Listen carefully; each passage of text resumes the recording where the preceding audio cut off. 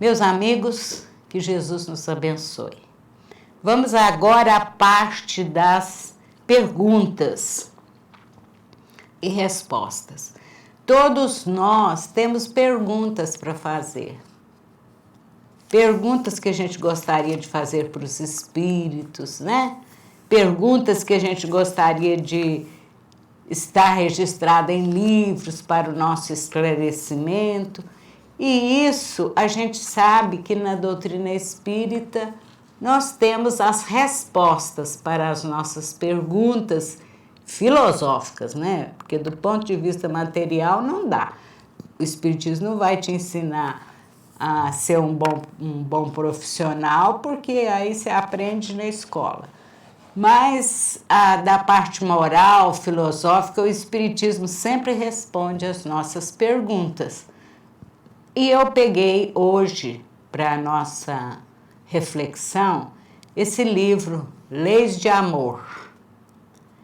Leis de Amor é um livrinho interessante, porque é um conjunto, uma equipe da Federação Espírita do Estado de São Paulo queria fazer perguntas para o Emmanuel, através de Chico Xavier. O Emmanuel aceitou responder, né? Eles vieram aqui em Uberaba, trouxeram as perguntas e Chico Xavier e Valdo Vieira, que na época estava trabalhando com o Chico, responderam as questões desse pessoal lá de São Paulo, e aí eles publicaram o livro, com os direitos autorais da editora, da FEESP, né? Então é um livro interessante, que são perguntas feitas por espíritas lá do estado de São Paulo, né? E respondidas por Emmanuel. Chama-se Leis de Amor, porque as perguntas e respostas vão evidenciar justamente o amor de Deus para conosco, o amor de Deus para com todas as criaturas que existem no universo, porque Deus é o nosso Pai, Criador, está presente no universo todo. E Ele fez leis morais, leis de amor, né? Então eu escolhi algumas perguntas aqui, que eu espero que estejam perguntas que vocês também gostariam de fazer. Agora, vamos ressaltar que esse livro foi publicado em 1963. Então, é tempo bastante, né? Que ele foi publicado, que o Emmanuel respondeu essas perguntas. Mas isso não quer dizer nada, sabe por quê? Porque as leis de Deus não mudam. Não são diferentes de 1963 para cá, lógico, né? Então, tudo aquilo que foi dito sobre as leis de Deus continua valendo e vai continuar valendo eternamente. Não tem esse negócio, essa lei está ultrapassada. Isso não existe nas leis de Deus, né? Então, vamos ver. Uma pergunta que está aqui no livro, eu separei, imprimi para ficar mais fácil, né? Aqui na hora da apresentação. Para as criaturas humanas, o que significa a vida terrestre? Essa é uma pergunta que eu não sei, já me aconteceu. De repente, você está aí no burburinho da vida, você para e fala, meu Deus, que vida é essa? Para que eu estou aqui, né? O que significa isso? Aí vem a resposta do Emmanuel. Considera-nos a lei divina, porque são as leis de amor, né? Como inteligências jovens, sob o patrocínio da escola, concedendo-nos na vida terrestre o mais alto campo edificante e reeducativo. Então, o que significa a nossa vida terrestre? Um campo de educação e de aprimoramento, que a gente precisa aproveitar, que nós pedimos porque nós estávamos precisando dessa encarnação, dessa vida terrestre. Aí a vida às vezes é muito difícil, às vezes não é, né? Mas às vezes é muito difícil Mas quanto mais dificuldades aparecem na nossa vida, mais significa a nossa fortaleza espiritual, sabiam? Então, porque os espíritos mais fortes, eles toleram experiências mais difíceis. Aqueles espíritos que são mais frágeis, né, vão escolher vidas mais sossegadas. Então, significa sempre o nosso aprendizado, né?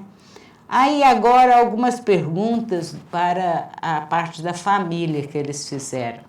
Qual a conexão entre a consanguinidade e o destino? Essa daqui é muito interessante porque essa questão do destino, todos nós estamos destinados à perfeição. Agora, as condições materiais da nossa vida foram escolhidas antes da gente reencarnar. Se não fomos nós que escolhemos, foram os nossos amigos espirituais superiores. Então, a parte material, até a parte intelectual também, né, foi previsto. Por exemplo, se você ia ter condição de estudar, se você ia ter chance de uma formatura e assim por diante. Tudo isso foi previsto. Mas a parte moral, a parte que depende da nossa vontade, é isso que a gente chama de destino, né? Essa depende de nós. Depende daquilo que nós planejamos na vida espiritual, mas aqui no dia a dia a gente vai decidindo toda hora, vocês já repararam? Primeiro você decide se vai levantar ou não. Levanta, decide o que vai fazer e assim por diante o dia inteiro. Nós vamos então moldando o nosso destino, né? E aí, a consanguinidade, quer dizer, os nossos familiares, esses também estão naqueles escolhidos por nós, porque nós precisávamos estar em contato com eles. Então, veja, o que ele vai responder, depois a gente comenta mais. Nos elos da consanguinidade, reavemos o convívio de todos aqueles que se nos associaram ao destino pelos vínculos do bem ou do mal, através das portas benditas da reencarnação. Então, veja bem, quem é que vai ser os nossos consanguíneos? Depois vai falar mais sobre paternidade, essas coisas.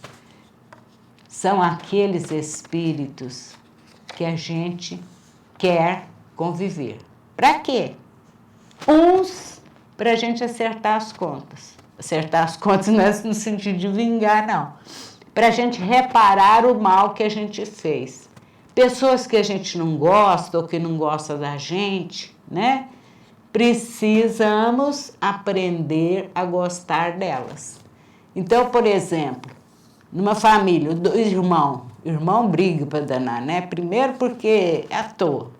E segundo, porque muitas vezes são irmãos, não aquelas almas afins, mas são irmãos aqueles que queriam aprender a amar. Então, se alguém não gosta do irmão, pode saber que é isso. Fala, não, nasci com ele na mesma família porque eu queria aprender a conviver com ele. Isso é verdade. Então, é o nosso aprendizado na consanguinidade.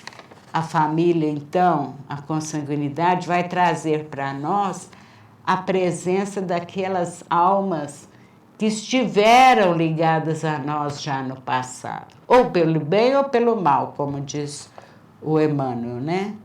Então, aqui agora tem umas perguntinhas, assim, mais diretas. Veja lá. O que foram, em vidas anteriores, os pais despóticos? Por quê? Chega aqui nessa vida, você tem um pai. Você fala, eu não escolhi. Escolheu antes de reencarnar. Aí, o que significa quando você tem um pai que não dá chance de você decidir nada, não aceita e é despótico mesmo, né? Mandão, autoritário. Então, o que o Emmanuel fala? Os pais despóticos quase sempre são aqueles filhos do passado em cuja mente inoculamos o egoísmo e a intolerância. Está percebendo? Por exemplo, numa existência, então, você era pai desse pai que você tem agora. E você foi despótico, você foi, às vezes, até pior, porque era tempos mais atrasados, né? E agora, então, você vem convivendo com ele. Para quê? Porque toma lá, dá cá? Não, porque agora você tem mais compreensão, você vai aceitar e vai até ajudar esse pai despótico a ser mais tolerante, né? Mais calmo. É assim que vai sendo a vida em família, um ajudando o outro, porque é para isso que a gente está na família, para aprender a conviver com aquelas pessoas. E isso é de fundamental importância. Por quê? Porque se a gente não consegue conviver harmoniosamente em casa com 4, 5 pessoas, como é que a gente vai conviver bem na sociedade? Não tem jeito, né? Aí a gente vai fazer coisa muito atrapalhada. Depois, o que significa o filho rebelde? Olha aí, outra consequência da lei de amor que vai nos trazer aqueles irmãos. Todas essas perguntinhas aqui é para isso, né? Aqueles irmãos que a gente não cuidou bem do passado, seja filho, seja filha, seja esposa, vó, avô, mãe, pai, tudo isso. Então, porque a gente, por exemplo, nós não somos sempre filhos desses pais que nós temos nessa existência. Numa próxima existência, nossos pais podem nascer como nossos filhos. Por quê? Porque geralmente a gente nasce com aquele grupo familiar que a gente tem compromisso, com aquele grupo de espíritos com quem a gente precisa aprender a conviver, né? Então vamos lá, essas perguntas. O filho rebelde. O filho rebelde vicioso é o irmão que arrojamos um dia à intemperança e à delinquência. Aí vem ele para a gente educar, né? Para a gente amar. E a filha desatinada, a filha detida nos desregramentos do coração, é a jovem que noutro tempo induzimos ao equilíbrio e à crueldade, né? E a esposa desorientada, o que significa? O marido ingrato e desleal em muitas... é a outra. A companheira desorientada que nos amarga o sentimento é a mulher que menosprezamos em outra época, obrigando-a a resvalar no poço da loucura. Então, são compromissos do passado que vêm aparecendo na nossa família. Agora, uma outra pergunta diferente. Muito bem, a gente tem os desafetos, aqueles com quem nós precisamos aprender a conviver. Mas na família também nós temos aquelas pessoas que são o nosso arrimo, que cuidam de nós, que nos dão fé, esperança, né? Tem isso também em todas as famílias, né? Então, perguntaram para o Emmanuel, e os parentes abnegados? Os parentes abnegados são aqueles, gente, que cuidam da família e, por exemplo, uma tia, uma mãe, uma avó que prevê aquilo que a família está precisando, que vai lá, ajuda, dá o seu tempo, dá as suas energias, tudo que ela puder para a família, né? Toda família tem esse tipo de pessoa. Os parentes abnegados em que nos escoramos são os amigos de outras eras, com os quais já construímos os sólidos alicerces da amizade e do entendimento, proporcionando-nos o reconforto da segurança recíproca. Então, ao lado daqueles que a gente precisa ajudar a se melhorar, a gente tem essas almas abnegadas, quer dizer, as almas desprendidas que vêm nos ajudar. Tá bem? Então, vamos lá. Depois, tem mais um outro aqui a respeito.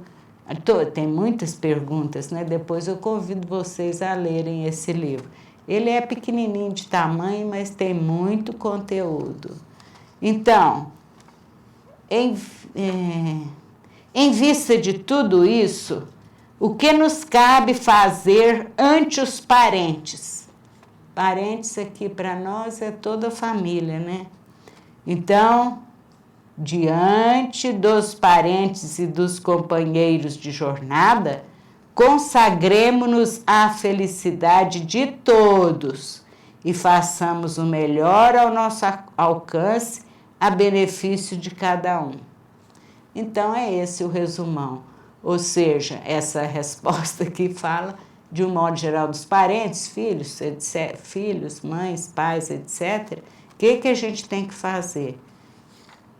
Nos dar a oportunidade de fazer a felicidade deles dentro das nossas possibilidades, né? Ajuda um de uma maneira, ajuda outro do jeito que ele está precisando, e assim vai. E aí as pessoas ficam mais felizes, mais contentes, tá bom? Agora, a outra pergunta. Todo laço de parentesco possui razão de ser? Então, será que todos os nossos parentes têm uma razão de ser para a gente estar junto dele? Porque tem uns que nos incomodam muito, outros menos, né? Outros não. Então, vamos lá. Ninguém possui sem razão esse ou aquele laço de parentesco, de vez que o acaso não existe nas obras da criação.